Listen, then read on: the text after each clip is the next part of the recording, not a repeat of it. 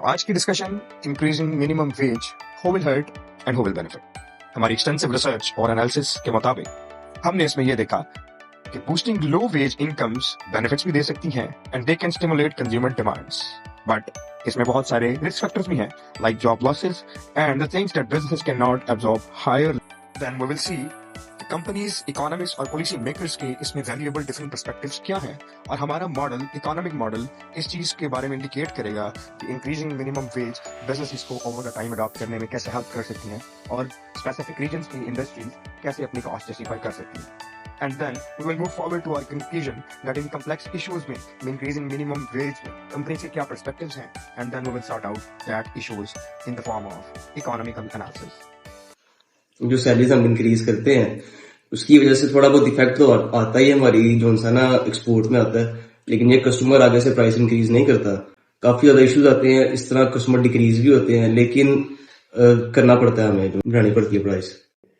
Minimum जो salary है हमारी फैक्ट्री में एक वर्कर की वो 35,000 है और जो मैक्सिमम है वो 3 लाख प्लस है। तो जो मिनिमम है उससे कुछ हैप्पी भी हैं और हर बंदा नहीं भी हैप्पी होता 35,000 से।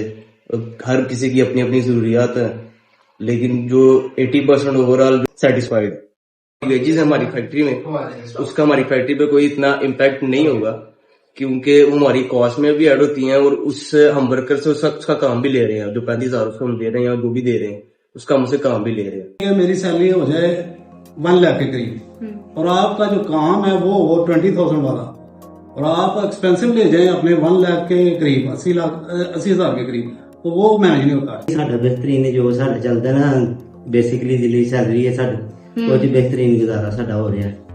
सैलरी जब हमारी होती है ना, ये देती है हमें company.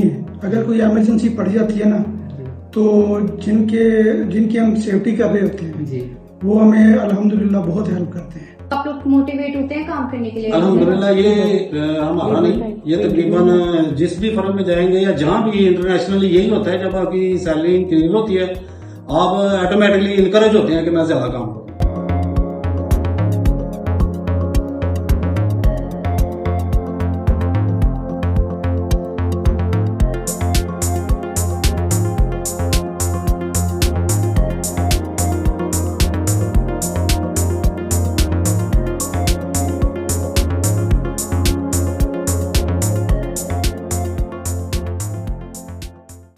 Assalamualaikum, this is Lal Kundi, lecturer economics, University of Management Technology, Sialkot campus.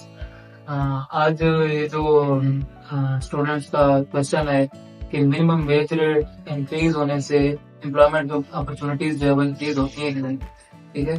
तो बेसिकली हमें पहले इकोनॉमिक थ्योरी को समझना पड़ेगा। इकोनॉमिक थ्योरी इस क्वेश्चन के बारे में क्या कहती है, ठीक है। 2 डिफरेंट हमारे पास जो इकोनॉमिक्स के व्यूज है, ठीक है।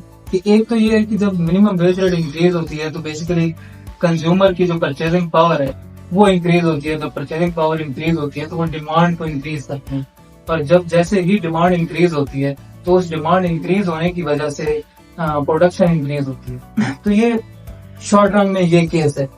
उसके बाद with the passage of time, क्योंकि जो वेजेस होती हैं ये मेन कॉस्ट का पार्ट होती है, ठीक है। और जब मेन कॉस्ट का पार्ट होती है तो कॉस्ट इंक्रीज होने की वजह से कॉस्ट इंक्रीज जब होती है तो उसके बाद जो है वो ये एट द एंड प्राइसेस में इंक्लूड होती है। और जब लॉन्गर पीरियड में जब कॉस्ट इंक्रीज होगी, प्राइसेस इंक्रीज होंगी, तो ऑब्वियसली ये मिनिमम वेज रेट जो है वो नेगेटिवली इम्पैक्ट करेगी एम्प्लॉयमेंट को। ये इकोनॉमिक थ्योरी कहती है, ठीक है। अब यहाँ पे अगर इसको हम कंक्लूड करें अभी तक जो है वो अगर इकोनॉमिक थ्योरी को, तो शॉर्ट रन में मे बी अगर एम्प्लॉयमेंट अपॉर्चुनिटीज इंक्रीज ना हो तो डिक्रीज भी नहीं होंगी, ठीक है। ये फाइंड आउट यहाँ से कंक्लूड किया जाता है। लेकिन ये ऑब्वियस है कि लॉन्ग रन में मिनिमम वेज रेट लॉस की वजह से जो है वो एम्प्लॉयमेंट अपॉर्चुनिटीज जो है वो डिक्रीज होंगी और अनएम्प्लॉयमेंट जो इंक्रीज होंगी, क्योंकि जो कॉस्ट ऑफ प्रोडक्शन है वो जब लॉन्गर टाइम पीरियड के लिए इंक्रीज होती रहेगी, ठीक है, तो उसका इम्पैक्ट ऑब्वियसली आएगा एम्प्लॉयमेंट अपॉर्चुनिटीज के ऊपर और एम्प्लॉयमेंट अपॉर्चुनिटी ऑब्वियसली डिक्रीज होगी। इस फिनोमेना को जो है वो शॉर्ट रन में कहा जा सकता है कि may be for the time being demand increase होने की वजह से जो प्रोडक्शन इंक्रीज करनी पड़ती है उस प्रोडक्शन इंक्रीज करने के लिए एम्प्लॉयमेंट अपॉर्चुनिटी इंक्रीज हो, ठीक है। यहाँ पे दो पॉसिबल आउटकम है, या तो इंक्रीज हो सकती है या पहले ही जो हमारे पास जो है वो एम्प्लॉयमेंट लेवल है उसके ऊपर रह सकते हैं, ठीक है। और उसके बाद जो है वो लॉन्ग टाइम में जैसे ही जाएंगे, कॉस्ट ऑफ प्रोडक्शन इंक्रीज होगी, तो ऑब्वियसली जो है वो इसका इम्पैक्ट आएगा हमारे पास अपॉर्चुनिटीज डिक्रीज होने के ऊपर और अनएम्प्लॉयमेंट इंक्रीज ऊपर। अब अगर जो है वो एम्पिरिकल इसके एविडेंस के ऊपर जाएं, तो एक इकोनॉमिस्ट है, कैनेडियन अमेरिकन इकोनॉमिस्ट है, डेविड कार्ड, उसके अकॉर्डिंगली उसने एक जो है वो प्रैक्टिकली इस फिनोमेना को जो है वो इन्वेस्टिगेट किया, एग्जामिन किया। उसने दो जो है वो स्टेट्स को कंपेयर किया, न्यू जर्सी और पेंसिल्वानिया, और यही जो है वो मिनिमम वेज रेट लॉज या मिनिमम वेज रेट और उसका इम्पैक्ट जो है एम्प्लॉयमेंट अपॉर्चुनिटीज के ऊपर जो है वो एग्जामिन किया, ठीक है। और उसकी फाइंडिंग्स के अकॉर्डिंगली जो है वो जब मिनिमम वेज रेट इंक्रीज की गई है वहां पे, तो उसकी वजह से एम्प्लॉयमेंट अपॉर्चुनिटी इंक्रीज हुई है, ठीक है। अब ये कंप्लीटली इकोनॉमिक जो लॉज है, जो बेसिक लॉज है, उसके अगेंस्ट है, नो डाउट अगेंस्ट है।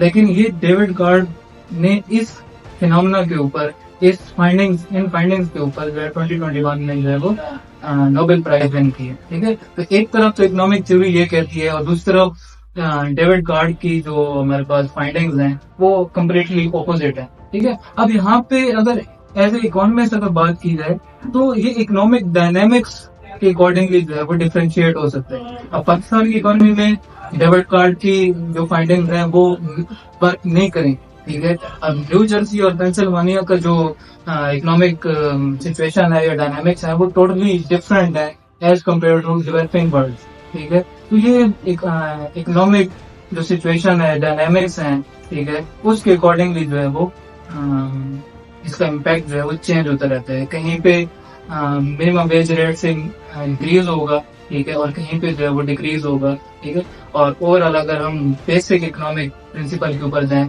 तो शॉर्ट रन में इंक्रीज भी हो सकता है, डिक्रीज ना हो तो अपने पुराने लेवल के ऊपर भी एम्प्लॉयमेंट रह सकती है। लेकिन लॉन्ग रन में ये ऑब्वियस है कि जब मिनिमम वेज रेट इंक्रीज होती है तो कॉस्ट ऑफ प्रोडक्शन इंक्रीज होती है और उसके बाद जो है वो एम्प्लॉयमेंट अपॉर्चुनिटीज डिक्रीज होती हैं क्योंकि कॉस्ट ऑफ बिजनेस बढ़ जाती है, ठीक है।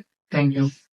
If we talk about the laborers, कुछ लेबर्स अपनी गिवन मिनिमम वेज में अपने एक्सपेंसेस को मैनेज करके अपनी लाइफ नीड्स को मीट कर सकते हैं, बट कुछ लेबर्स अपनी कम मिनिमम की वजह से अपने लाइफ एक्सपेंसेस और अपने लाइफ स्टैंडर्ड को मेंटेन नहीं कर सकते। इन द अदर हैंड अगर हम देखते हैं कि अगर मिनिमम वेज इंक्रीज होगी तो लेबर्स का लाइफ स्टैंडर्ड एंड उनके एक्सपेंसेस इजीली मीट होंगे और मेंटेन रहेंगे। और अगर हम इंडस्ट्रीज़ को या स्मॉल बिजनेस को देखें तो they can affect also, because उनकी कॉस्ट जस्टिफाई नहीं हो सकती, उनकी कॉस्ट बढ़ सकती है। The consumer can also be affect by the cost increase. And as we all know कि हमारे पाकिस्तान में मिनिमम वेज इज़ 33,000 और अगर हम इंटरनेशनल स्टैंडर्ड्स की बात करें तो डिफरेंट कंट्रीज़ की मिनिमम वेज आज भी हमारी करेंसी के अकॉर्डिंगली हायर है। बिकॉज ऑफ इन्फ्लेशन रेट हमारी करेंसी की डिवैल्यूएशन बहुत ज़्यादा है, जिसकी वजह से हमारी मिनिमम वेज में हमारी लेबर्स का, हमारी कंपनीज की कॉस्ट मैनेज नहीं हो सकती। अगर हम इंटरनेशनल स्टैंडर्ड्स के अकॉर्डिंग अपनी कॉस्ट सेट करेंगे then this economic analysis can be prove that minimum wage can be benefit all the communities. The policy makers and economists must make sure कि वैसी economic policies बनाएं जिससे companies भी affect ना हो, consumer भी affect ना हो और लेबर्स भी अफेक्ट ना हो, and the whole economy of the country smoothly run करे एंड इकोनॉमी को बूस्ट अप मिले।